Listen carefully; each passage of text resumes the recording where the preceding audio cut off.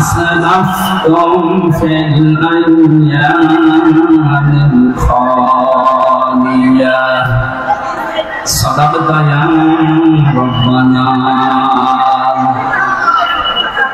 عن أبي هريرة رضي الله تعالى عنه قال قال النبي صلى الله عليه وسلم ما تزال قدم بني آدم عبدي يوم القيامة حتى يسأل عن 50 عن عمره فيما أفنى وعن شبابه فيما أبلى وعن ماله من أين اكتسبه وفيما أنفقه وعن علمه ماذا عمل فيه. متفق عليه.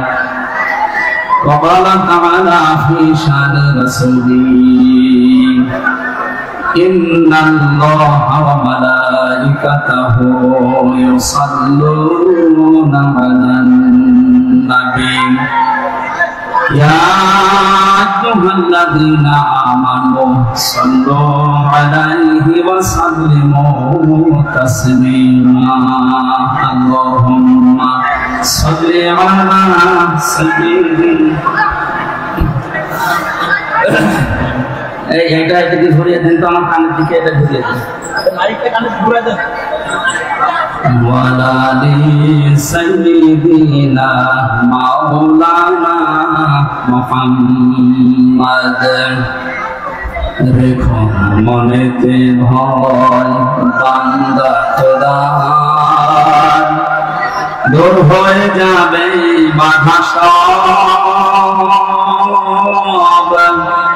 তোমার আমার মালিক আছেন আমাদের রব আছেন আমাদের রব।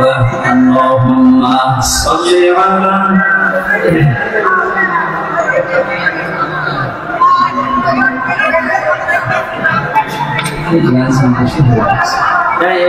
এই সাউন্ড বক্সটা নিচে নামিয়ে দিন। এই গাছ ফেলে দিন, এত শব্দ লাগবে।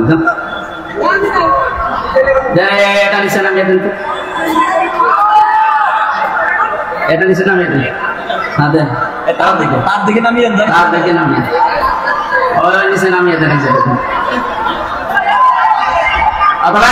পেছনে দাও, পেছনে দাও, ওর পেছনে দাও, দাও দাও দাও। ফ্যানের করে দাও, কথা বলতে পারেন ভাই।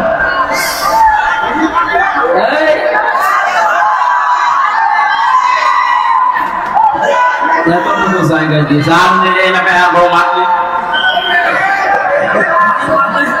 বাংলাদেশের ঐতিহ্যবাহী জেলা ঝিনাইদহ মহেশপুর থানার অন্তর্গত ডাকাতিয়া গ্রামবাসী ও যুব সমাজের উদ্যোগে মরহুম শহীদ আল্লামা দেলাওয়ার হোসেন সাঈদী রহমাতুল্লাহ আলাইহির শাহাদাত বার্ষিকী এবং অন্যান্য শহীদদের শাহাদাত বার্ষিকী উপলক্ষে মহাবিশ্বের মহাবিশ্বয় আমাদের মালিক আমাদের মনিব মহান রব্বুল ইজ্জত ওয়াল জালালের মুখের পবিত্র বাণী কোরআনে কারীম তাফসীরুল কোরআন মাহফিলের সম্মানিত সভাপতি আমার আরাফাতের আলহাজ নুরুজ্জামান মুন্সি আতাল্লাহু আমরাহু ওয়া বারাকাল্লাহু ফি হায়াতি। মাহফিলের প্রধান অতিথি শাইখুল মাশায়েখ কেন্দ্রীয় সদস্য ঝিনাইদহ জেলা নায়েবে আমির ইসলামিক চিন্তাবিদ শিক্ষাবিদ শ্রদ্ধাভাজন ব্যক্তিত্ব জনাব অধ্যাপক মতিউর রহমান, বিশেষ অতিথি অধ্যাপক ফারুক আহমেদ থানা আমির মহেশপুর বাংলাদেশ জামাত ইসলামী। এতক্ষণ যারা আলোচনা রাখলেন মাওলানা হুসাইন আহমেদ মাহফুজ চুয়াডাঙ্গা, মাওলানা আতিকুর রহমান জিহাদি, মাওলানা ইদ্রিস আলী সহ মাওলানা অন্যান্য উলামায়ে কেরাম। মঞ্চে বসা আছেন বিশিষ্ট ইসলামী চিন্তাবিদ শিক্ষাবিদ জনাব মাওলানা আলমগীর হোসাইন, মাওলানা সুলতান আহমেদ সহ মাওলানা আবু সালেহ। আর ফানা লাকা যিকর আলেমদের মর্যাদা সম্মান আল্লাহ যেন আরো বাড়িয়ে দেন। দল মত জাতি বর্ণ ধর্ম নির্বিশেষে কোরআনে কারীম শোনার জন্য যারা এসেছি আমরা খুশি, এই জন্য বলছি আলহামদুলিল্লাহ। যারা চাষবাস করে দেখবেন এই মানুষগুলো ফসল যদি বেশি হয় ঘরের কোনা গোলা আরো যে সমস্ত জায়গায় ফসল রাখা যায়, ধান গম ভুট্টা রাখা যায়, এগুলো রাখার পরও জায়গা হচ্ছে না, বিভিন্ন জায়গায় ছড়িয়ে রাখে দিয়ে রাখে। যিনি দায়িত্বে আছেন, তার মানে পরিচালক যিনি, গৃহস্থ যিনি, উনি কি মন খারাপ করেন যে এত ফসল কেন হয়ে গেল? ওনার আনন্দ লাগে যে ফসল আরো বেশি হোক, আমার ঘরে জায়গা না থাক, দলে জায়গা না থাক, এরপরে জায়গা না হলেও দরকার হয় মানুষের বাড়িতে দিয়ে আসবো, এরপরও ফসল বেশি হয়। তাফসীরুল কোরআন মাহফিল মহেশপুরবাসী যা সাজিয়েছে, ওরা মনে করেছিল মানুষগুলো এত আসবে না। তারপর যারা এসেছি, বাড়িওয়ালা যারা যারা দায়িত্বে আছে কমিটির, এরা নারাজ না, এরা আরো খুশি যে আরো হোক। যদিও আমরা বিভিন্ন জায়গায় রাখার পর এরা গাছের উপরে, বাঁশের উপরে। কালকে যেখানে ছিলাম এই বাগেরহাট, ওখানে ওরা ১-১.৫০০ মানুষের আয়োজন করেছিল। লক্ষাধিক মানুষ হওয়ার কারণে মানুষের চাপে এই কারেন্টের তার খুলে জায়গায় একদম মারা গেছে। আজকে যেন এরকম আবার কোনো দুর্ঘটনা না ঘটে। তারপরেও এই বাড়িওয়ালার মতো, এটাও কারেন্টের তার ভাই, খুব সাবধানে থাকবেন। যারা গাছে বাসে বিভিন্ন জায়গায় বসে আছেন, খুব সাবধানে থাকেন। বেশি সময় না, ঘন্টাখানিক তাফসীরুল কোরআন মাহফিলে কথা বলবো ইনশাআল্লাহ। ওয়া মা তাওফীকু ইল্লা বিল্লাহ। এই ময়দানটা এখন আমাদের জন্য মরণের পরে যেন সাক্ষী হয়, সেই ব্যবস্থা আজকে আমরা করে নিয়ে যেতে চাই ইনশাআল্লাহ। মরণের পরে কিছু সাক্ষী আমরা কোরআন এবং হাদিস থেকে পেয়েছি, 4 প্রকার হবে। প্রথমে মানুষকে বিচার করার জন্য আল্লাহ রাব্বুল আলামিন যখন তুলবেন, প্রথমে তার মুখের উপরে মোহর লাগিয়ে দেবেন। তার হাত এবং পাও, অন্যান্য অঙ্গ প্রত্যঙ্গ আল্লাহর সাথে কথা বলবে।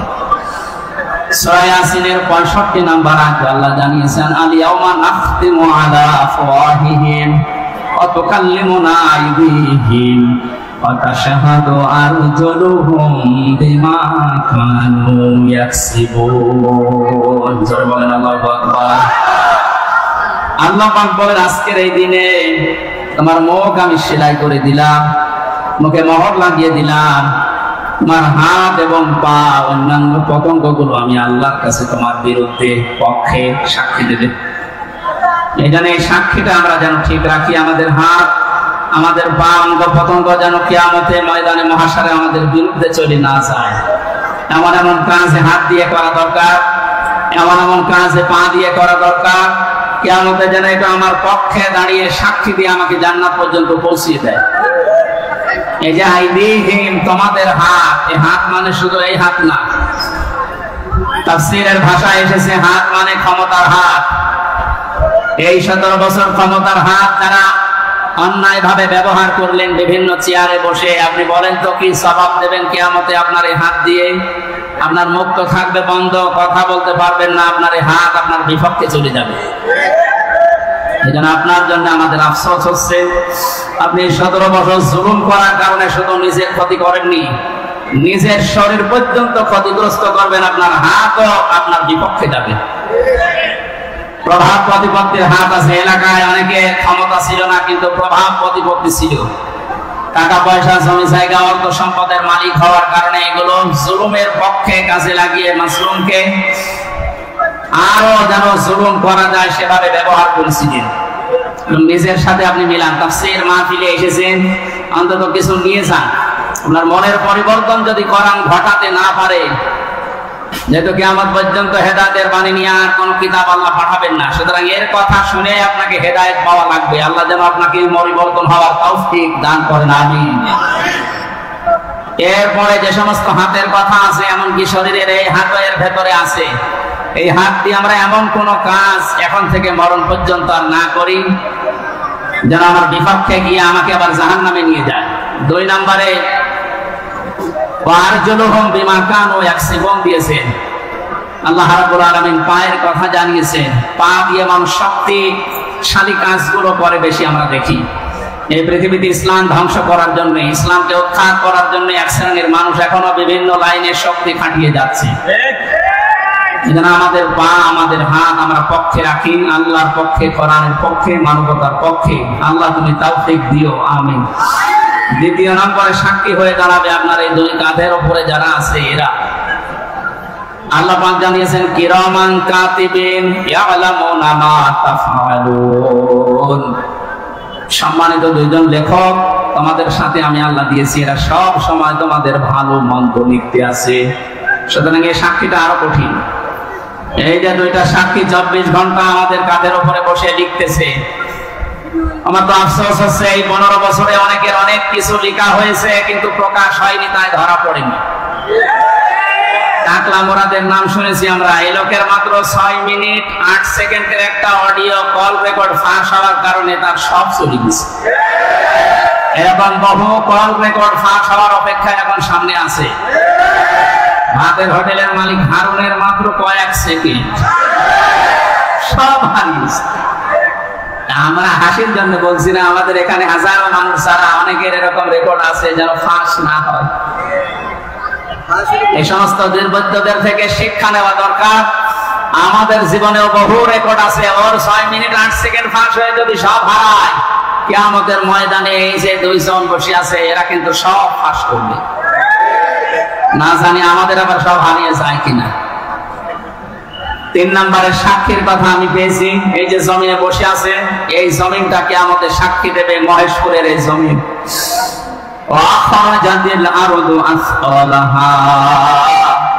আল্লাহ পাক বলেন মাটির ভেতরে যা আছে সব সেকাল সবগুলো বোঝা জমিন সেদিন বের করে দেবে। সুতরাং এখানে বসে আছি, এই জায়গাটুকু যেন কিয়ামতে আমার পক্ষে দাঁড়ায়, বলেন আমিন। এরপরের সাক্ষী হচ্ছে আল্লাহ আমার আমল নামা, যেটা আজকের তেলাওয়াতকৃত আয়াত দিয়ে আমরা যেটা আরম্ভ করব ইনশাআল্লাহ। সূরা বনী ইসরাঈলের 14-15 নম্বর আয়াত আল্লাহ জানিয়েছে, ইকরা কিতাবাকা কাফা বিনাফসিকা আল-ইয়াওমা আলাইকা হাসিবা। না, একটু কথা বন্ধ করেন, আপনার গোনা হয়ে যাচ্ছে। মনে করছেন আমার কষ্ট হচ্ছে, আমার গোনা হবে না, আপনার গোনা হচ্ছে। ভাই, কোরআনের আলোচনা আরম্ভ হলে আল্লাহর ঘোষণা হচ্ছে চুপ থাকা লাগবে, শোনা লাগবে। পরিবেশ এখন এরা কি করবে? আর জায়গা নেই, এই জন্য যেখানে দাঁড়িয়ে আছেন, বসে আছেন, শুয়ে আছেন, থাকেন, কথা শুনুন। আবার বলছে চুপ করেন, কথা বলা যাবে না। ভাই, মোবাইলে রেকর্ড হচ্ছে, ওটা কালকে আপনি ইন্টারনেট থেকে নামিয়ে নেবেন, দেখতে পাবেন। আর পরে যারা দেখতে পাননি, আমি এখানে বসে থাকবো, দেখে তারপর বাড়ি যাবো। কি বরবাদ করেন, এই কথা কানে আসলে আমি হারিয়ে ফেলবো। কথা বন্ধ করেন। এমনিতে 3 বছর জেলে থাকার কারণে অনেক কিছু হারিয়ে গেছে, অনেক কিছু আমি হারিয়ে ফেলেছি। কারণ আগে যা মুখস্থ করতাম 10 মিনিটে, এখন 10 দিনেও হচ্ছে না। কারণ ওরা এমন এমন খাবার খাওয়ায়, ওগুলো খেলে মানুষের ভেতরে কলকব্জা সব নষ্ট হয়ে যায়। আমি অনেক কিছু হারিয়েছি, আর হারাতে চাই না। আপনারা একটু আমাকে সুযোগ করে দেন কোরআনের কথাগুলো বলার। কথা বলবেন না, যাই করেন কথা বলবেন, ইশারায় করবেন। আমল নামাটা হাতে দিয়ে আল্লাহ পাক বলবেন পড়ো, লোকটা পড়তে থাকবে। আল্লাহ জানিয়ে দেবেন এইটাই তোমার হিসাবের জন্য যথেষ্ট, আর কিছু লাগবে না। জান্নাতে যাবে না জাহান্নামে যাবে, এই আমল নামাটা যেটা ফেরেশতা লিখেছিল এইটাই বলে দেবে। আল্লাহর বান্দা ওইটা হাতে নিয়ে পড়া আরম্ভ করবে। কয়েক লাইন পড়ার পরে দেখবে না, এইটা তো জনগণের সামনে পড়া যায় না, লাইনটা বাদ দিয়ে পরের লাইনে চলে যাবে। হাজার হাজার সিসি ক্যামেরা নিয়ে দাঁড়িয়ে আছে ফেরেশতারা। আমি জেলখানায় থাকতে বিশেষ করে আমার আর মামুনুল হক হাফিজাহুল্লাহ, এই 2 জনের ব্যাপারে আলাদা কড়াকড়ি দিয়ে ওরা ক্যামেরা লাগিয়ে দিয়েছিল, যেন কেউ কথা বললে ওইটা ওরা অফিস থেকে দেখতে পারে যে কি কথা বলছে। অথচ আমাদের যে মামলা, আমার তো ছেড়ে রাখার দরকার ছিল জেলখানার ভেতরে। এই ঠুনকো মামলা দিয়ে এত কঠিন কঠিন অবস্থায় নিয়ে গেছে, মানুষ এমনি টেনশনেই হাফ হয়ে যাওয়ার কথা। ফাঁসির কন্ডেম সেলের ভেতরে রেখেছিল আমার, কিন্তু আমার রাখার দরকার ছিল তো ওয়ার্ডে, যেখানে 70-80 জন মানুষ থাকে, তো এখানে সারাদিন থাকেন, গল্প করেন, নামাজ পড়ান, কোরআনের কথা বলেন, মাগরিবের পরে আপনারে ঘরে তালা লাগিয়ে দেবেন। 24 ঘন্টা এদিকে 2.5 হাত, এদিকে 3.5 হাত তালা লাগিয়ে দিত, থাক, কোনো যোগাযোগ নেই, যোগাযোগ বিচ্ছিন্ন। এই কঠিন অবস্থায় রাখার কারণে আমি বাস্তবতা একটা জিনিস টের পেয়েছি। কিয়ামতের ময়দানের এই যে আল্লাহ আমল নামাটা হাতে দিয়ে বলবে যখন পড়, এই লাইনটা আসলে যারা এই জুলুমের সাথে সম্পৃক্ত ছিল, ওই জুলুমের কথাটা ওরা পড়তে চাবে না। কোন লজ্জায় পড়বে, হাজার হাজার মানুষ তার সামনে থাকবে। আল্লাহ ফেরেশতারা ডাক দিয়ে বলবে না, আজকে আর ফাঁকি দেওয়ার কোনো রাস্তা নেই। কত ক্যামেরা সামনে, সব ফেরেশতারা দেখছে, পড়ো এই লাইনটাও পড়ো, বিনা কারণে মানুষকে কেন কষ্ট দিয়েছিলে এইটা পড়ে শোনাও। যারা কষ্ট দিলেন এই 17 বছর, হাজার হাজার লক্ষ লক্ষ মানুষকে, আপনার বিবেকের কাছে বলেন তো, আপনি কি পড়তে পারবেন কিয়ামতে ওই লাইন? পারবেন না। এই জন্য তওবা করার সময় যেহেতু এখনো শেষ হয়নি, পশ্চিম দিকে এখনো সূর্য ওঠেনি, আপনি এখনো তওবা করতে পারেন যদি আল্লাহ কবুল করেন। কিন্তু দুঃখজনক হলো সত্য একটা ভয়ঙ্কর তথ্য, আল্লাহু লা ইয়াহদিল কওমাস সালিমিন, জালেমদেরকে আল্লাহ হেদায়েত দেয় না। আপনার কপালে যে কি আছে, নিজের কপালে আপনি নিজে কোরআন মেরেছিলেন। আপনার জন্য এখন আমরা যারা মুসলিম, আমাদের আফসোস হচ্ছে যে আপনি কি করলেন, দুনিয়াও শেষ করে দিলেন, আপনার আখিরাতটা ধ্বংস অলরেডি হয়ে গেছে। আপনার থেকে আমরা শিক্ষা নিতে চাই, আমাদের বাকি জীবনে যেন আমরা এমন কোনো কাজ না করি যেটা আমি জনগণের সামনে পড়তে পারবো না, ঠিক আছে? তাহলে এই মাহফিল সাকসেস হবে। তাছাড়া আমি একেবারে হাত পা চাপা দিয়ে স্টেজ সব ভেঙে ফেললাম, কোনো কাজ আছে? বাংলাদেশে ইসলাম কায়েম হয়ে গেল মনে করেন, কিন্তু আমার নাজাত হইল না, লাভ আছে? বলেন না কেন? ইসলাম কায়েম হোক না হোক আমার চেষ্টা করা লাগবে এই জমিনে।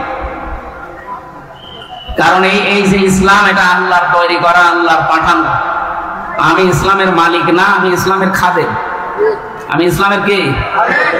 এই জমিনটা, এই দেখ মনে হয় 2-3 বিঘা জমিন এখানে পড়ে আছে, এই জমিনের মালিক হচ্ছে সভাপতি সাহেব, মুন্সি সাহেব। আমাদের মতো 8-10 জন কামলা, জন, মনীষ, পাট, লেবার যাই বলেন, উনি ভাড়া করেছে যে আপনারা সকাল থেকে বিকাল 5টা পর্যন্ত এই জায়গায় ধান লাগান, এই জমিনে বিকাল 5টায় আপনাদের বেতন দিয়ে দেব। বিকাল 5টা বাজতে আর মাত্র 10 মিনিট বাকি আছে। কয় মিনিট? 8-10 জন মস্তান এসেছে মোটরসাইকেল নিয়ে, বড় বড় ছড়ি নিয়ে, সোনার ছেলেরা এখন যেটা ব্যবহার করতো, যেটা এখন পাওয়া যাচ্ছে, এইটা এখন নিয়ে এসে বলছে এ ধান আমরা লাগাতে দেব না, ধান লাগিয়েছেন যা আর তুলে ফেলবো। আমরা যারা আছি কামলা হিসাবে যারা কাজ করছি, একেবারে ছেড়ে দিলে হবে? তাহলে বেতন পাওয়া যাবে? ওদেরকে বলবো ভাই এ জমিনের মালিকও আমরা না, এ ধানের মালিকও আমরা না, আমরা কামলা, আমরা হচ্ছে জন, লেবার যাই বলেন, আমরা খাদেম, কাজ করছি, বিকাল 5টায় বেতন দিয়ে দেবে। এখনো 10 মিনিট বাকি আছে। আপনারা ধান যদি তুলে ফেলতে চান, ফসল নষ্ট করতে চান, 10 মিনিট পরে তুলে। অবশ্য ঠিক এইরকম কামলা নেওয়া যায় না? ঠিকই বলিস, কারণ জমি তো আমার না, ধান আমার না, তুলে ফেলেন আমার অসুবিধা নেই, 10 মিনিট পরে আমার বেতনটা আগে বিকাল 5টায় নিয়ে নিন। বিকাল 5টা বাজার আগে কিন্তু এ ধান আমি তুলতে দেব না, যারা 10 জন কামলা আছি। যদি তুলতে চাই এরপরও মস্তানরা কটা কাটাকাটি হবে না, মারামারি, রক্তপাত, যদি মেরে ফেলা লাগে। কারণ আমার টার্গেট কি? বেতন। টার্গেট কি? ওইটা না হলে আমি পরবর্তী যারা আছে আমার ছেলে মেয়ে স্ত্রীদেরকে খাওয়াবো কি? সুতরাং আমার বেতন হয়ে যাক, এরপরে খাবো। এরপরও যদি তুলে ফেলে মস্তানেরা, আমাদের সাথে মারামারি করে যাই হলো। এখন ওই যে জমির মালিক একজন আছে না, কথা বলে না কেন? আমরা খাদেম যারা আছে, এই খাদেমেরা এদিকে তাকান, আমরা খাদেম না? কার খাদেম? কোরআনের খাদেম। কিসের খাদেম? এই খাদেমদেরকে বলছে শুধু এটা এই 10,000-20,000 মানুষ আমার সামনে তা না, এটা রেকর্ড হচ্ছে, সারা বাংলাদেশ সহ বিশ্বের লক্ষ কোটি মুসলমানেরা শুনছে।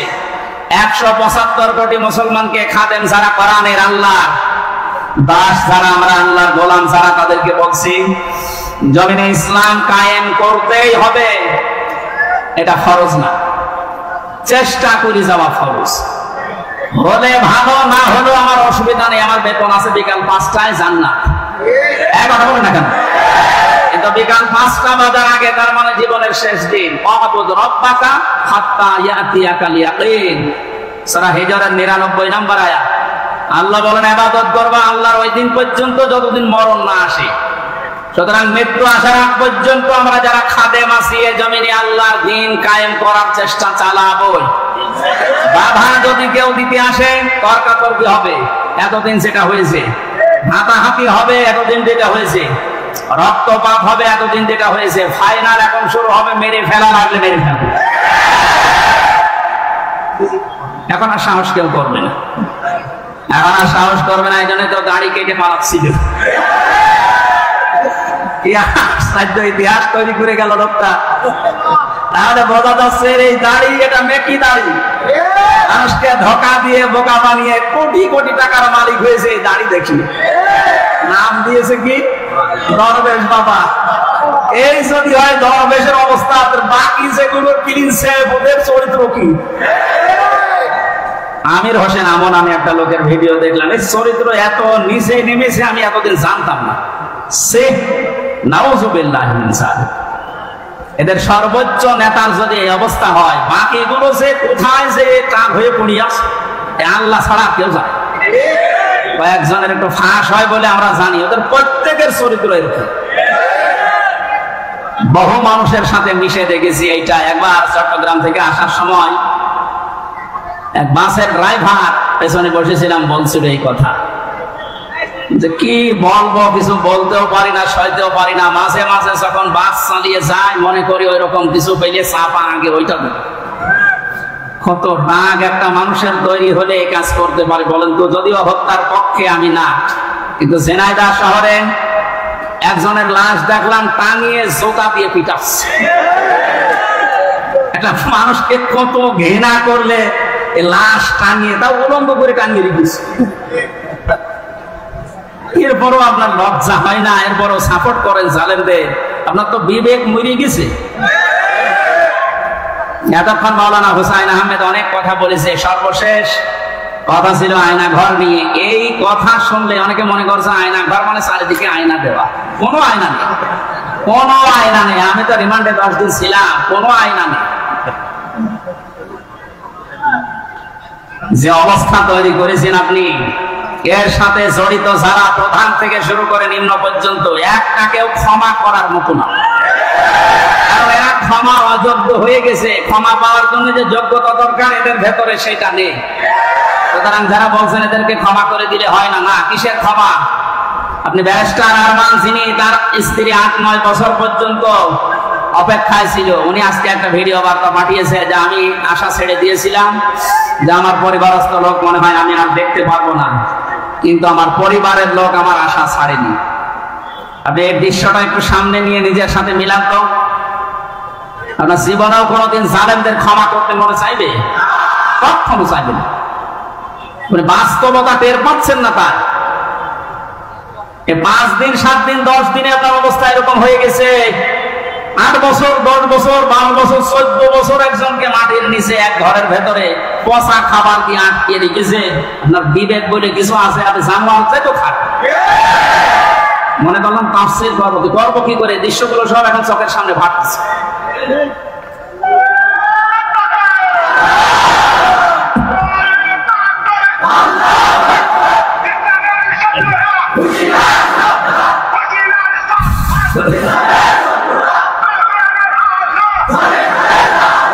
আলহামদুলিল্লাহ ভাই।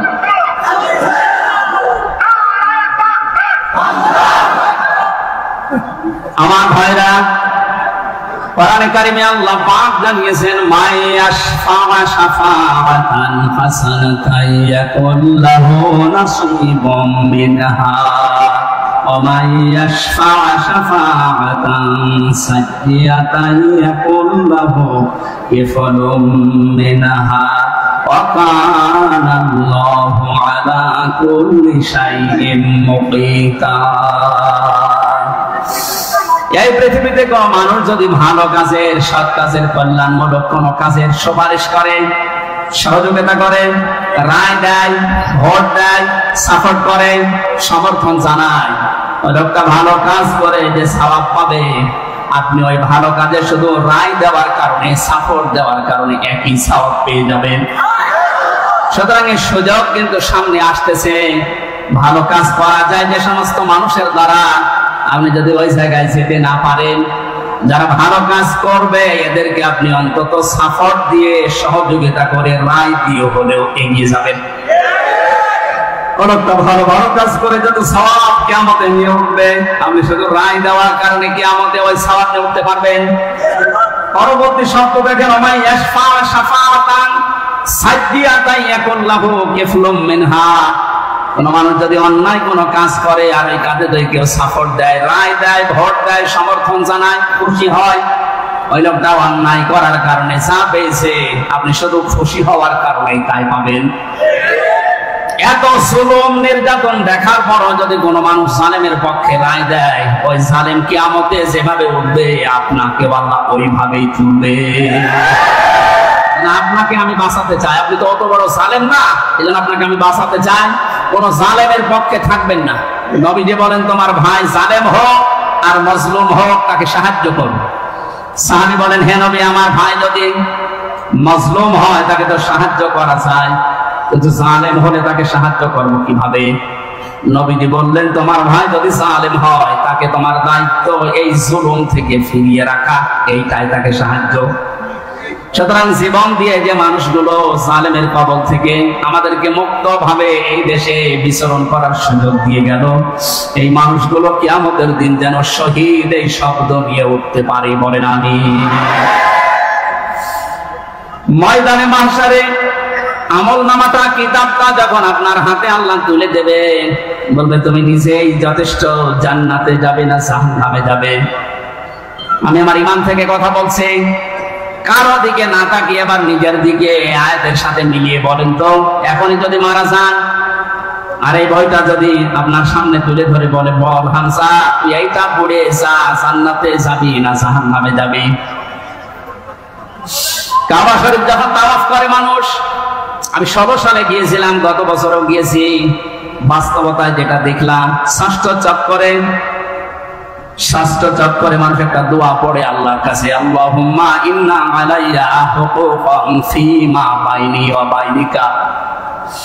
কাবার সামনে নিয়ে বলে রব্বুল আলামিন তুমি আমার মালিক, আমি তোমার গোলাম, তোমার ভেতরে আমার ভেতরে বহুদিন পাওনা আছে, আমি বান্দা হিসাবে, দাস হিসাবে, গোলাম হিসাবে যা যা পাবো তুমি সেই বীর্য থেকে শুরু করে হামজা বানিয়ে সব দিয়ে দিয়েছো। আমি উল্লেখ করার মতো কিছু ছিলাম না। হাল আতাল ইনসানি আইনুম মিনাদ দাহরি লাম ইয়াকুন শাইআম মাযকুরা। মানুষ কি একটু চিন্তা করে না যে জন্মের আগে, এই পৃথিবীতে আসার আগে উল্লেখ করবো এমন কোন বিষয় লোকটা ছিল না। আজকে সভাপতির নামের নিচে দেখলাম লেখা বিশিষ্ট ব্যবসায়ী আলহাজ নুরুজ্জামান মুন্সি, কত সুন্দর নাম দিয়ে পেছনে ডিগ্রি লাগিয়ে দিয়েছে, উনি এই কাজ করি খায়। বয়স যদি এখন 60 বছর হয়, 61 বছর আগে এই নাম গন্ধ পৃথিবীর মানুষ জানতো? বলেন। শুধু এতটুকুই না, বাবার বীর্য যখন মায়ের রেহেমের ভেতরে দ্রুত গতিতে পাস হয়, আল্লাহ পাক বলেন ওই দিকে একটু তাকাও, ফালিয়ানজুরিল ইনসানু মিম্মা খুলিকা মিম্মা ইগদাফিকিন ইয়াখরুজু মিন বাইনিস সুলবি ওয়াত তারাইব। মানুষকে নজর করে দেখে না কি জিনিস দিয়ে তাকে বানালাম। বাবার স্ফলিঙ্গ দিয়ে দ্রুত গতিতে বের হয়ে যাওয়াই না পাক পানিটা মায়ের রেহেমের ভেতরে জমা হয়। এই যে সলবন এবং তারাইব দিয়েছেন আল্লাহ। সলবন বলা হয় বাবার লজ্জাস্থান, তারাইব বলা হয় মায়ের লজ্জাস্থানকে। এই দুইটা শব্দ আমি তাফসীরের ভেতরে ব্যাখ্যায় পেয়েছি। আল্লাহ বাবার ক্ষেত্রে 1 বচন দিয়েছেন, মায়ের ক্ষেত্রে বহু বচন দিয়েছেন। কেন দিলেন? তাফসীরে তাবারী মুফাসসিরে আয়াতের এই সলবন আর তারাইবের ব্যাখ্যা করতে গিয়ে লিখেছেন, পৃথিবীতে মানুষকে নিয়ে আসতে বাবার চাইতে মায়ের কমপক্ষে 3 গুণ কষ্ট বেশি হয়। এটা এখানে যত পুরুষ মানুষ আছি আমরা, সর্বোচ্চ 45 ইউনিট কষ্ট যদি আমাদের শরীরের ভেতরে কেউ এনে দেয়, আমি সঙ্গে সঙ্গে মারা যাবো, আর সহ্য করতে পারবো না। বিজ্ঞান জানিয়েছে পৃথিবীতে হামজাকে দুনিয়ায় আনতে তার মায়ের কমপক্ষে 57 ইউনিট কষ্ট সহ্য করা লেগেছে। 45 আসলে আমরা মারা যাবো, অথচ উনি সহ্য করেছিলেন 57 ইউনিট। প্রতিটি জিনিস পরিমাপ করার একটা যন্ত্র আছে, কষ্ট মাপ দেওয়ার জন্য একটা যন্ত্র আছে, এটা ইউনিট দিয়ে মাপা লাগে। এই যে এই প্যান্ডেলটা যদি আপনাকে আমি মাপ দিতে বলি, দাড়ি পাল্লায় তুলে দেবেন কি দিয়ে? ফিতা লাগবে, গজ লাগবে, টেপ বলেন, এটা দিয়ে মাপতে দিলে আপনি মাপতে পারবেন এটা কয় গজ। পৃথিবীতে প্রতিটি জিনিস মাপার আলাদা আলাদা যন্ত্র আছে না নেই? কষ্ট মাপার জন্য 45 থেকে 57 আপনি হিসাব করেন। এতগুলো কষ্ট সহ্য করার পরেও শুধু শেষ করেননি। সূরা হাক্কাত 15, 16, 17, 18 এই আয়াতগুলোর তাফসীরে পেয়েছি। হামালাতুহু উম্মুহু কুরহা ওয়া ওয়াদাআতুহু কুরহা ওয়া হামলুহু ওয়া ফিসালুহু 30 শাহরা ইলা আখিরি আয়াত। আল্লাহ পাক বলেন, তোর মা তোকে কষ্টের পরে কষ্ট সহ্য করে পেটে বহন করেছে। শুধু এতটুকু শেষ করেনি, ডেলিভারির যে কষ্টটা এটাও সহ্য করেছে। এতটুকু শেষ করেনি, 2 থেকে 2.5 বছর পর্যন্ত বুকের দুধ খাওয়িয়েছে। কোন মানুষ যদি এই পৃথিবীতে বলে মায়ের কষ্ট ঋণ আমি শোধ করে দেব, বিশ্বনবী জানিয়েছেন জন্মের পরে যে 1 ফোঁটা দুধ তোমার মুখে মা দিয়েছিল, ওই ঋণটাও কিয়ামত পর্যন্ত শোধ হবে না। মায়ের এই কষ্টের কথা শোনার পরে যে মানুষগুলোর ভেতরে আবেগ আপ্লুত হয়ে মায়ের কথা মনে হচ্ছে যে এই কষ্ট সহ্য করেছে আমার মা, অবশ্যই তাদের উচিত হবে আল্লাহর ইবাদতের পরে মা বাবার দিকে খেয়াল করা, তাদের খেদমত করা। কোরআনে কারীম জানিয়েছে, ওয়া ক্বাদা রাব্বুকা আল্লা তা'বুদু ইল্লা ইয়্যাহু ওয়া বিল ওয়ালিদাইনি ইহসানা। এদিকে তাকান। আল্লাহ আদেশ দিচ্ছেন, আমি রায় দিয়ে দিলাম। রায় দিচ্ছেন কে? আমি রায় দিয়ে দিলাম, লিখে দিলাম। এই যে কযা মানে ফয়সালা করে দেওয়া, রায় দেওয়া, লিখে দেওয়া, সিদ্ধান্ত জানানো। আমি আল্লাহ সিদ্ধান্ত নিয়েই ফেলেছি, রায় দিয়ে দিয়েছি যে আমার ইবাদতের পরে আর কারো ইবাদত করা যাবে না, আর মা বাবার খেদমত করা লাগবে, তাদের পেছনে খরচ করা লাগবে। মহেশপুর বাসী এখানে একটা শিক্ষা পেয়েছি আমি, আল্লাহর ইবাদত করা, আল্লাহর আইন মানা নফল না ফরজ? আরো জোরে বলেন। মা বাবার আইন মানা, আপনি আলেন কথা বলবেন। যারা জানেন না মুখ খুললেন কেন বলেন তো? এখানে একটা শিক্ষা নিতে চাই। আমি গতানুগতিক কথা বলি না, আপনি দেখেন তো কি এখান থেকে বের হয়। আল্লাহর আইন মানা আমরা দেখলাম ফরজ, প্রশ্ন করা যাবে? বলেন না কেন? আল্লাহর আইন আপনার বুঝে আসুক বা না আসুক, এটাই ফাইনাল, কোনো প্রশ্ন।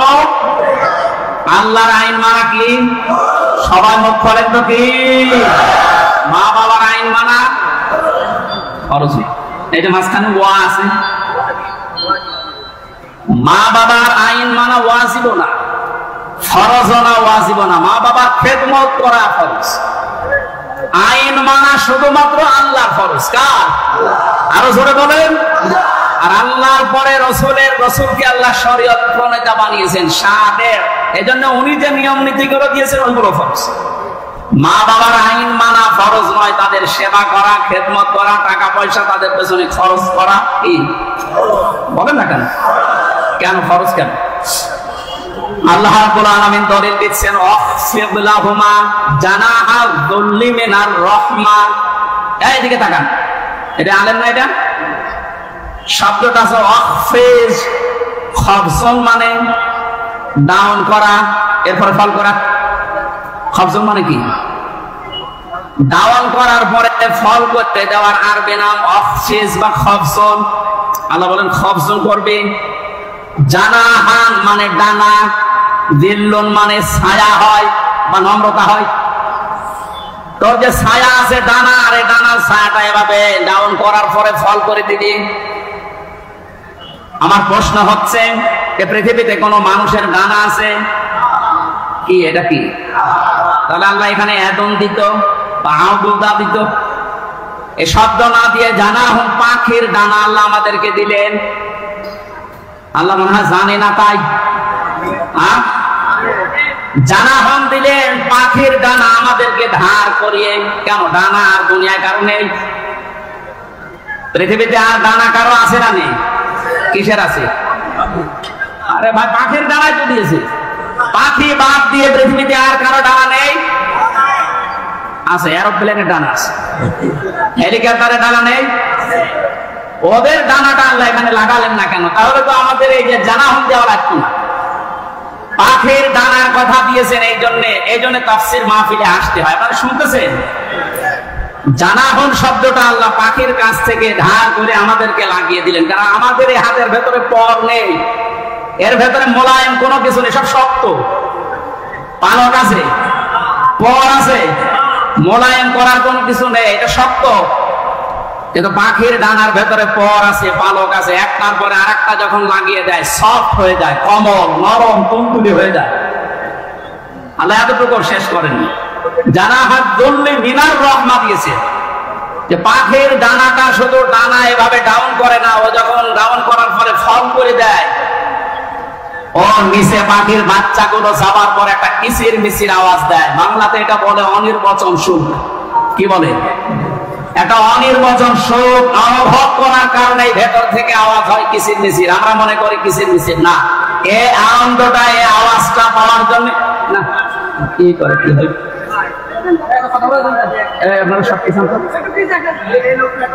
এত আস্তে পিছালে হবে না, আরো পিছান, আরো পিছান, আরো পিছান, আরো এক হাত যান। এই ছেলে চেয়ার সরাতে লাগবে না, তুমি নিতে সরো। কথা বোঝার কোন ইনে তাফসীরুল কোরআন মাহফিলে আমি এই আর কি করছি, কথা বোঝার চেষ্টা করেন ভাই।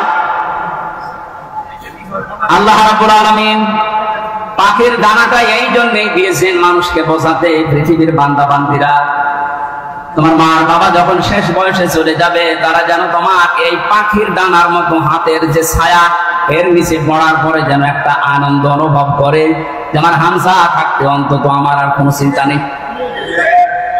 মহেশপুরবাসী কত আলেম এখানে বসে আছে, হাজারো মানুষ। আমরা বলেন তো, আমাদের মা আর বাবা এখন শেষ বয়সে এসে এইটা বলার মতো স্কোপ পাচ্ছে না? পাচ্ছে। আল্লাহ রাব্বুল আলামিন মায়ের কথা 3 বার দেওয়ার জন্য তারাই বহু বচন দিলেন, আর বাবার কথা 1 বার দিয়েছেন। আমি যেটা পর্যন্ত এটা নিয়ে এসেছিলাম, নেই থেকে শুরু করে পর্যন্ত যিনি নিয়ে আসলেন, কারো সাহায্য সাথ লাগেনি। মার বাবার এই যে স্ফলিঙ্গ দিয়ে নাপাক পানিটা দিয়ে তাফসীর পড়েছি, আল্লাহ 8টা জিনিস বানিয়েছিলেন: রক্ত, গোশত, চর্বি আর চামড়া, চুল, রগ, হাড় আর পর্দা। 8টা জিনিস যখন মায়ের রেহেমের ভেতরে এক হয়ে যায়, আল্লাহ পাক তখন ফেরেশতাদেরকে বলে, আমি আল্লাহ আমার রব নামের কারণে 5টা জিনিস একে দান করব। وَجَعَلَ لَكُمُ السَّمْعَ وَالْأَبْصَارَ وَالْأَفْئِدَةَ إِلَى آخِرِ الْآيَاتِ। সূরা নাহলের 78 নম্বর আয়াতের মাঝের অংশে আল্লাহ জানিয়েছেন, শ্রবণ শক্তি, দর্শন শক্তি, বাক শক্তি, আকেল শক্তি আর ঘ্রাণ শক্তি, এই 5টা আমি আল্লাহ নিজে তাকে দান করেছি। একটাও যদি কম দিতাম, দুনিয়ায় আসতো ওই লোকটা কিন্তু অপূর্ণাঙ্গ হয়ে। এখানে অনেকাংশ মানুষ, আমরা সব পূর্ণাঙ্গ মানুষ। কয়েকজন হয়তো আছে বিকলাঙ্গ, অন্ধ, ন্যাংরা, কিন্তু হাজারো মানুষ আমরা সব পূর্ণাঙ্গ মানুষ। আল্লাহ নিজের পক্ষ থেকে একটাও যদি কম দিত, কি অবস্থা হতো সারা জীবন, আপনি ভাবেন। আল্লাহ পাক এই জন্যই জানিয়েছেন, হে পৃথিবীর মানুষেরা, নেই থেকে শুরু করে উল্লেখ করার মতো একটা জায়গায় ধরে নিয়ে আসলাম, এরপরও আমার সাথে তোর নাফরমানি কমে না। কাইফা তাকফুরুনা বিল্লাহি ওয়া কুনতুম আমওয়াতান ইলা আখির আয়াত। বালাগাত মানতিক যারা পড়ায় বা জানে, কাইফা শব্দটা 11টা বিষয়ের আগে আল্লাহ ব্যবহার করেন।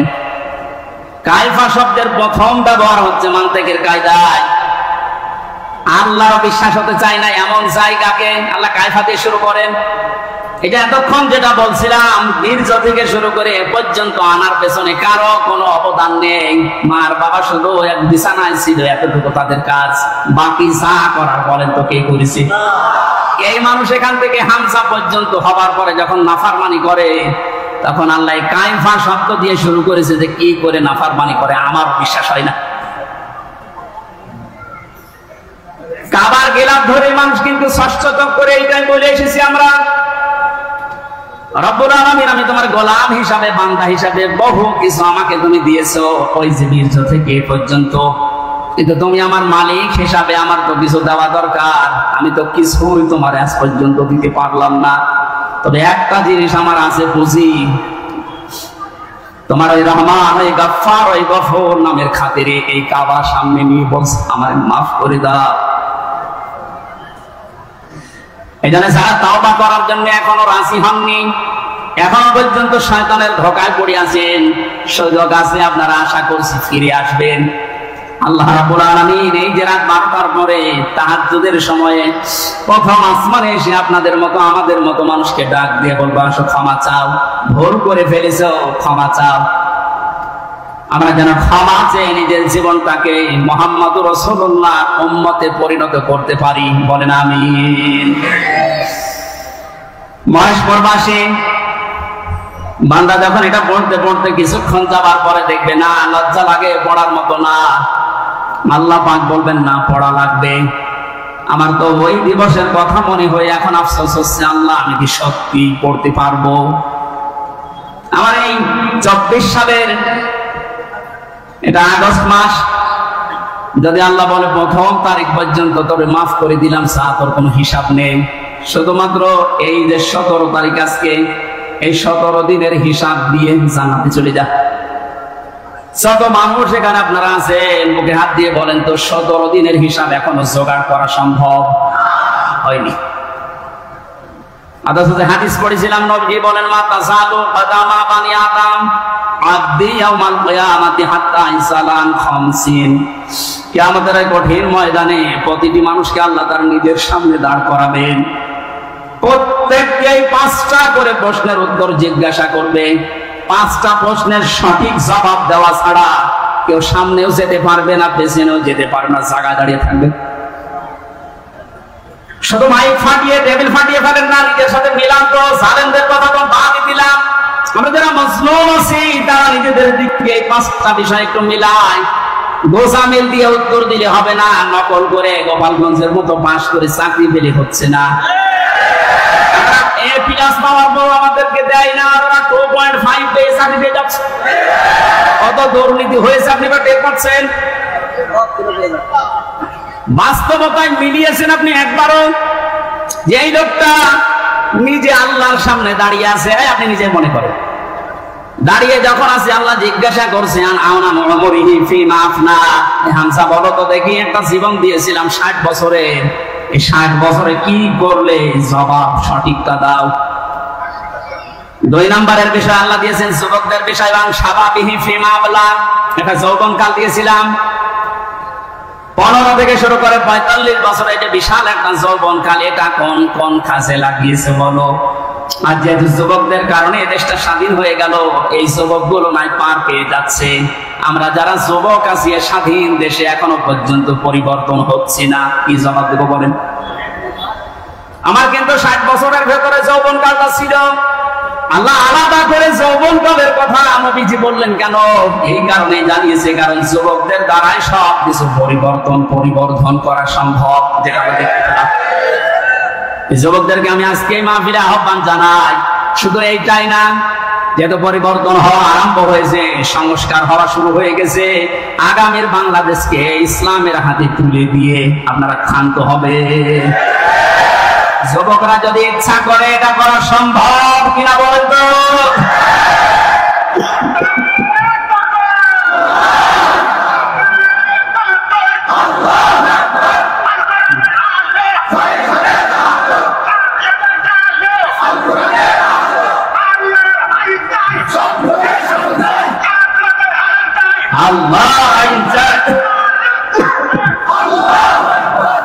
আলহামদুলিল্লাহ, তাকবীর যেন আল্লাহ কবুল করেন এবং আমাদের চোখে যেন দেখান, বলেন আমিন। আজকে এই যে শেজিয়া বাজারে আমি আয়াতটা পড়েছিলাম, ওয়ারাইতান নাস ইয়াদখুলুনা ফি দীনিল্লাহি আফওয়াজা। হে নবী, আপনি যখন দেখবেন যে আল্লাহর সাহায্য এসে গেছে, তখন তো বিষয় হবে, দলে দলে পালে পালে মানুষ ইসলামে প্রবেশ করছে, যেটা আমরা এখন চর্মচোখে সারা বাংলাদেশে দেখতে পাচ্ছি। একটু যাদের বিবেক আছে, একদম মরে যায়নি, তারা আজ তো সবকিছু ভুলে ইসলামে চলে আসছে। কারণ ইসলামের মালিক ওরা জানে যে দেশে জামাত ইসলাম শিবির চরমনা এরা না, ইসলামের মালিক কে? আর যারা আমরা আছি, আমরা ইসলামের খাদেম। সুতরাং ইসলাম প্রতিষ্ঠা করতে গিয়ে, ইসলাম কায়েম করতে গিয়ে বিকাল 5টার আগে কাউকে আমরা আর ষড়যন্ত্র করতে দেব না ইনশাআল্লাহ। এই যে বিচারপতির নামে কলঙ্ক, মানব জাতি হিসাবে একদম কুলাঙ্গার এই যে মালিক। বিচারপতির নাম নিলাম এই কারণে, নাম নিয়েও মনে হবে, কারণ এ মানুষের পর্যায়ে পড়ে না। ইসলামকে এই দুনিয়া থেকে মিটানোর জন্য বিশেষ করে বাংলাদেশ থেকে যারা ভূমিকা পালন করেছে বেশি, তার ভেতরে এই অবৈধ বিচারপতি আছে। ওর কথাবার্তা শুনলে শয়তান পর্যন্ত হাসে, বলে আল্লাহ তুমি আমারে শয়তান বানিয়েছো। এটা চোখে যাবেন। আমি মাঝে মাঝে ওরা দেখি আর ভাবি আমি তো শয়তান দেখি না, যদি দেখতাম মনে হয় এরকম একটা টাটকা নির্ভেজাল শয়তান। সুতরাং এরকম শয়তানের অনুসারী যারা আছেন তরিন আফরোজ থেকে বহু শয়তানকে 15 বছর দেখলাম। এখন ইসলামের যে উর্বর ভূমি বাংলাদেশে হচ্ছে, চলছে, কায়েম হওয়ার পথে, বাধা দিতে আসলে কিন্তু বিকাল 5টার আগে কোনো ছাড় নেই।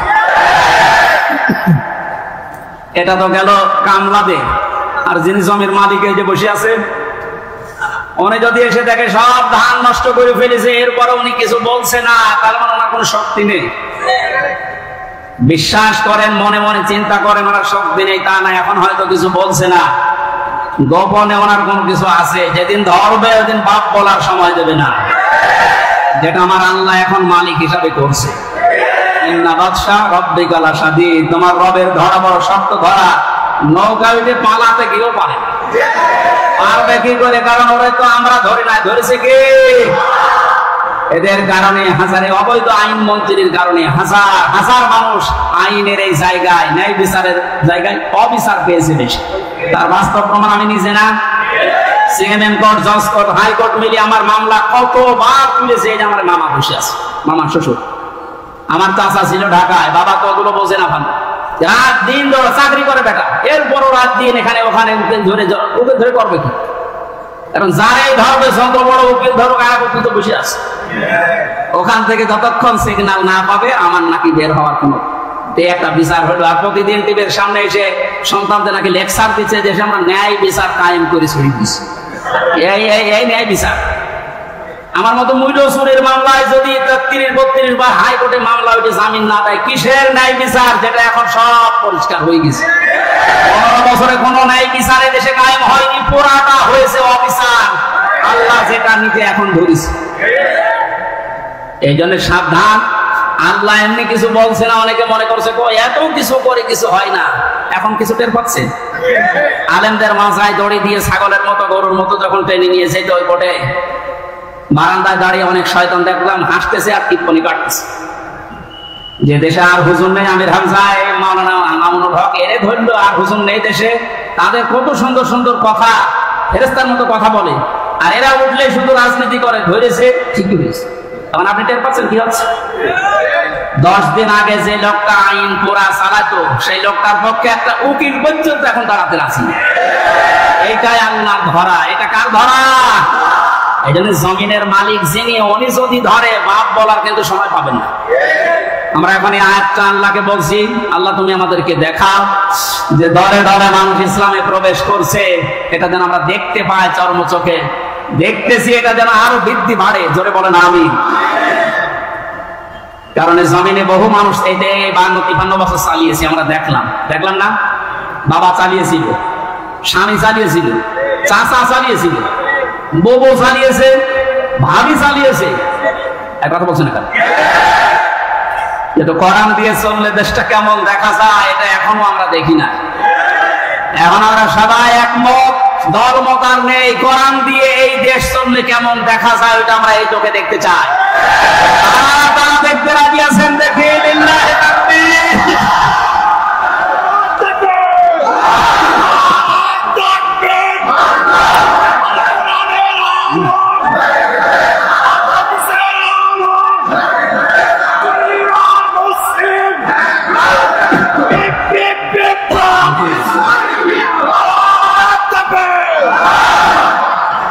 কোরআনের খাদেম আমরা যারা এখানে বসে আছি, আমাদের কোনো টেনশন নেই। কায়েম হলেও এদেশে ভালো, না হলেও আমার কোনো লস নেই। আমার বেতন আছে বিকাল 5টায়, তার নাম জান্নাত, ওটা আল্লাহ আমাকে দেবে।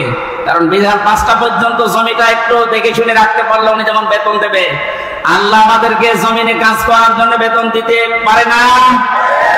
বেতন পাওয়ার আশায় আছে। কিয়ামতের ভয়াবহতার কথা আজকে তেলাওয়াত আয়াতগুলোতে ছিল, যেটা আমরা বলেছিলাম 1 ঘন্টা, এই জন্য খুব তাড়াতাড়ি করছি, সামারাইজ করছি। আল্লাহ রাব্বুল আলামিন সূরা হাক্কাত 52টা আয়াত দিয়েছেন। কিয়ামতের যে ভয়াবহ দৃশ্য এগুলো আল্লাহ তুলে ধরেছেন প্রথম থেকে। কোরআনটা তাফসীর করতে গেলে অনেক সময় লাগবে। সামনে আরো দুইটা মাহফিল এলাকায় আছে, আমরা ওখানে ধারাবাহিকভাবে বলবো ইনশাআল্লাহ। আজকে একটু খুব কম সময় নিচ্ছি। হাক্কাতের 19 থেকে শুরু করে যতটুকু পারা যায়। আল্লাহ রাব্বুল আলামিন বলেন ফাআম্মা মান উতিয়া কিতাবাহু বিয়ামিনিহি ফায়াকুলু হাউমাকনু কিতাবিয়া। কিছু তথ্য আছে নতুন আলেমরা যারা জ্ঞানী মানুষ যারা ভালো করে শুনবেন। আল্লাহ পাক বলেন কিয়ামতের কঠিন ময়দানে যেদিন বিচার শুরু হবে ফাকাইফা তাত্তাকুনা ইন কাফারতুম ইয়াওমা ইয়াজালুল বিলদানা শিবা। এত কঠিন ভয়ঙ্কর সালসালা অবস্থা তৈরি করব, যুবক মানুষ বুড়ো হয়ে যাবে। ও বাংলার মুসলমানেরা, 8টা বছর যে লোকটা আয়না ঘরে ছিল আজকে দেখতে পেলাম। এই যে ব্যারিস্টার আরমান, যুবক বয়সের যে ছবি, 8 বছরে তার অবস্থান কোথায় গিয়ে দাঁড়িয়েছে আপনি তাকান। তারপর 8টা বছর জুলুমের স্টিম রোলার চলার কারণে তার অবস্থা এখন এই।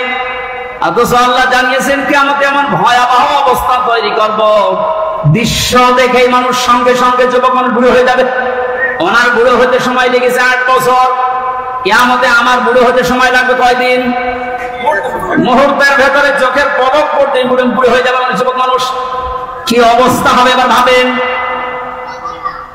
ইয়াউমা ইয়াফিরুল মারউ মিন আখি, প্রথমেই পালাবে মানুষ দেখলে এটা আপন ভাই থেকে। উম্মিহি ওয়া আবি, তার মায়ের কাছ থেকে, বাবার কাছ থেকে। ফাসিলাতিহি আল্লাতী তুবি, আল্লাহ পাক বলেন তার জ্ঞাতি গোষ্ঠী, তাকে যারা আশ্রয় দিত এই মানুষগুলো পালাতে থাকবে।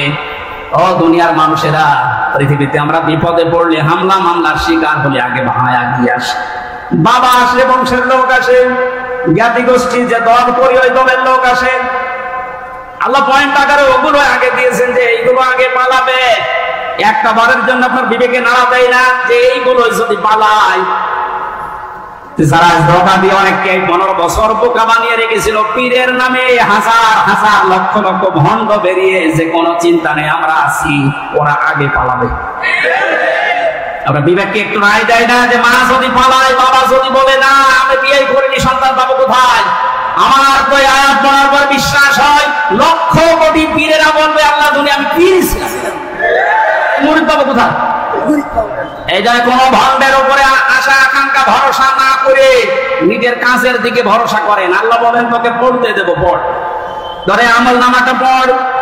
ফায়াকুলু হাউ মাকরাউ কিতাবিয়া ইন্নী যানানতু আন্নী মুলাকিন হিসাবিয়া। কিতাবটা হাতে নিয়ে পড়তে আরম্ভ করবে আর বলবে অবশ্যই আমি এটা বিশ্বাস করে চলতাম যে আমাকে একদিন আল্লাহর দরবারে এভাবে হিসাব দেওয়া লাগবে। শুধু এই আয়াতটাই মানুষের জীবন পরিবর্তন করে দিতে পারে। কষ্ট হচ্ছে আপনাদের?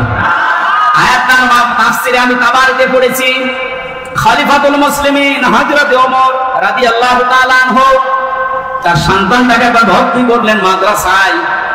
হুসাইন রাদিয়াল্লাহু তাআলা আনহুর সময় প্রধান বিচারপতি হযরত আলীর সন্তান, তিনিও মাদ্রাসায় পড়তে বলে কলম ফেলে দিচ্ছিলেন, বলে তুলে দাও তুলে দাও তুলে দাও। 3 বার তুলে দেওয়ার পরে প্রধান মন্ত্রীর ছেলে এজন্য একটু রাগ হয়ে গেছে, ডাক দিয়ে বলে কলম ফেলে দিতে বলো, বারবার আমারে তুলতে বলো, আমি খাদেম তোমার চাকর। হযরত হুসাইন বলে ফেলেছেন তুমি শুধু চাকর না, তুমি চাকরের বাচ্চা, খাদেমের বাচ্চা। খাদেম বাড়িতে যে আব্বাকে বলছে আব্বা আমি আর পড়বো না, কেন? আমাকে গালি দিয়েছে, ছোট করেছে আমার বন্ধুদের মাঝে, তুমি বিচার করো হুসাইনের। আজকে না জমার দিন বিচার হবে। খুতবা দিচ্ছিলেন হযরত ওমর, ডাক দিয়ে বললেন হুসাইন এখানে আসো। বলে হ্যাঁ সামনে আসো। তুমি আমার সন্তানকে গালি দিয়েছো, খাদেমের বাচ্চা, খাদেম বলে অপমান করেছো। হযরতে হুসাইন বললেন হ্যাঁ আমি বলেছি। তিনি বলেন কেন বললেন?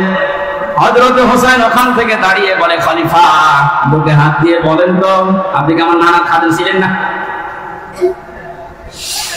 হযরত ওমরের কথা বন্ধ হয়ে গেছে, চোখের পানি ফেলে বলে খান আমি তো খাদেম ছিলাম, এভাবে তো ভাবি নাই।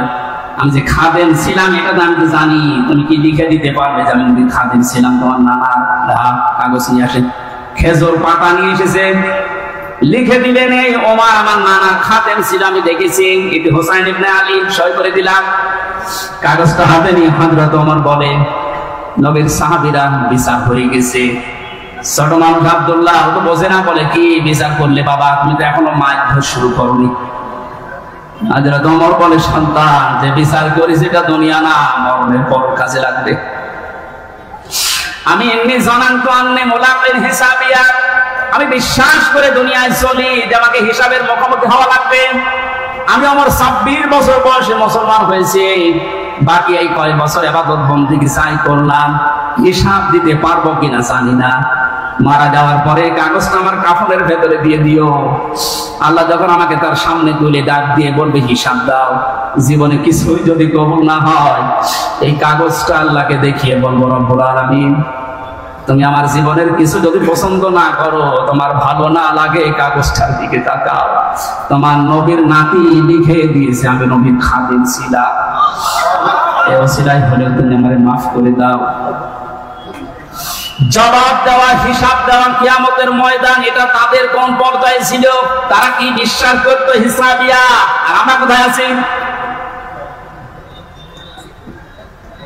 আল্লাহ পাক বলেন, হিসাব বড় কঠিন জিনিস, সেজন্য আমার নবী পর্যন্ত প্রতিদিন 100 বার করে দোয়া করতো, আল্লাহুম্মা ইন্না আলাইয়া হিসাবা ইয়াসিরা, ইয়া আল্লাহ তুমি আর সাই করো, আমার হিসাবটা সহজ করে দিও।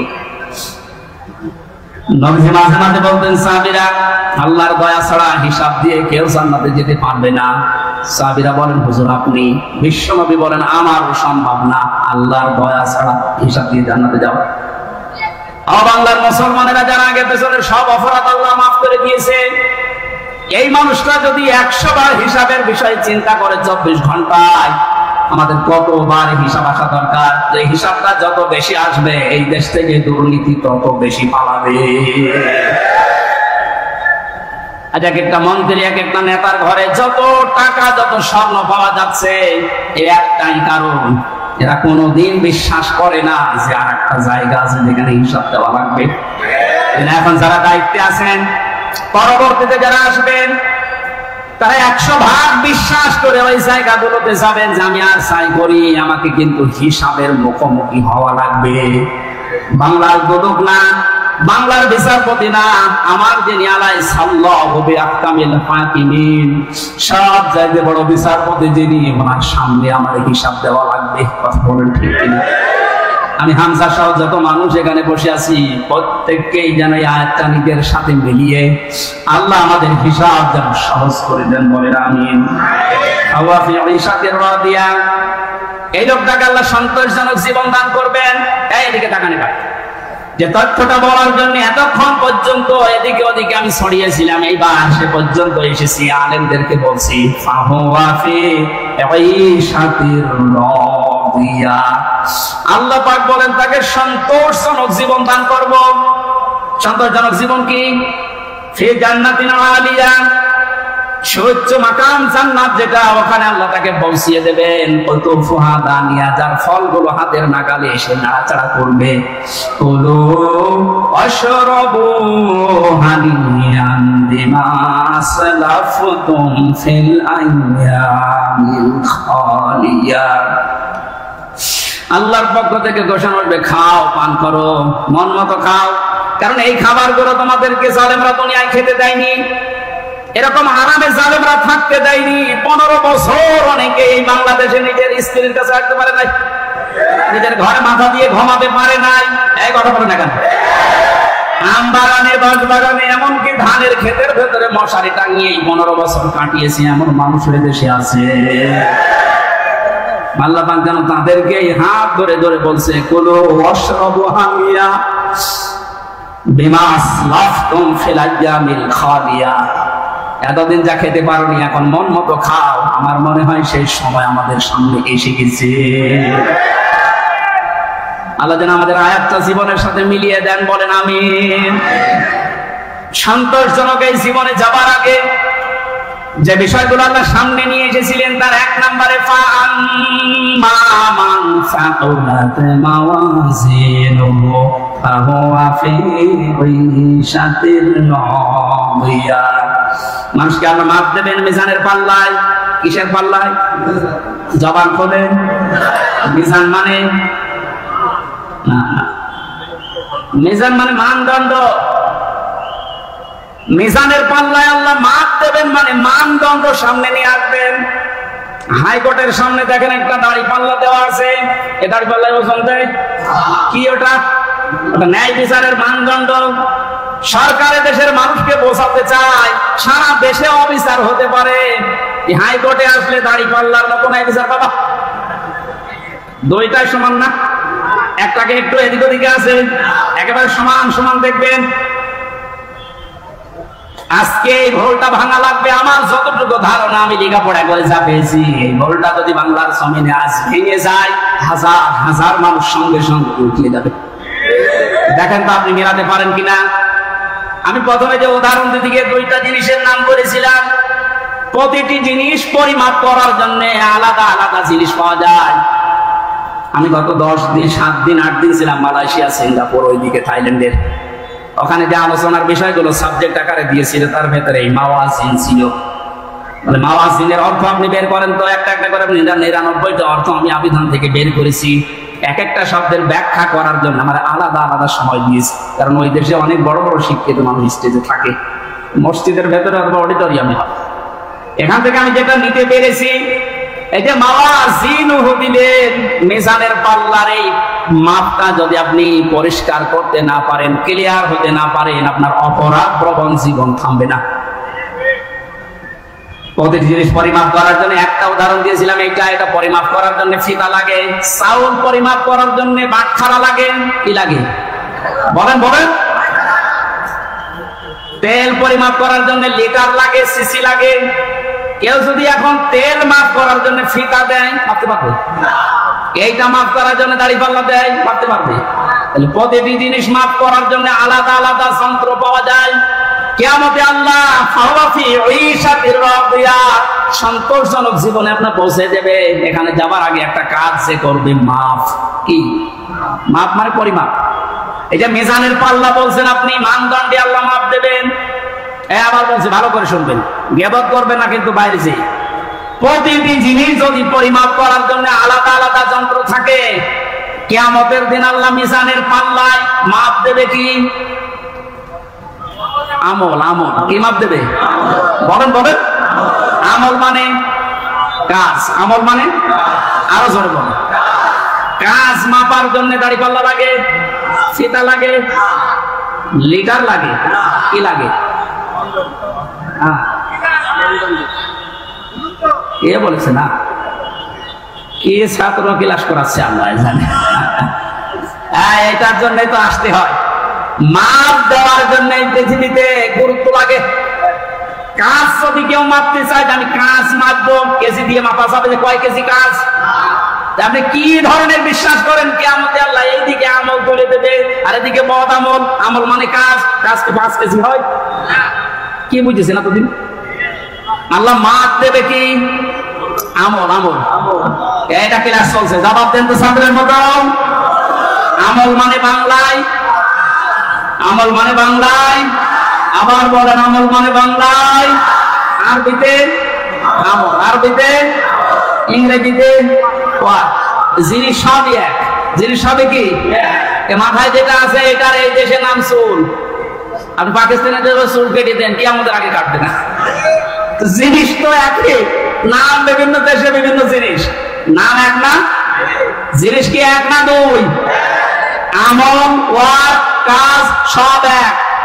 সাধারণ জ্ঞানে আমরা বুঝলাম যেটা মাপ করার জন্য দাড়ি পাল্লা, এই সিসি, লিটার, কেজি লাগে না। এটা মাপতে হলে গুরুত্ব লাগে। কাজ মাপতে হয় গুরুত্বের ভিত্তিতে। কিসে? এখন গুরুত্বের ভিত্তিতে আমল যদি, কাজ যদি, ওয়ার্ক যদি মাপতে হয়, পৃথিবীতে সবচাইতে গুরুত্বপূর্ণ কাজ আল্লাহর দৃষ্টিতে ফরজ। বলেন না কেন?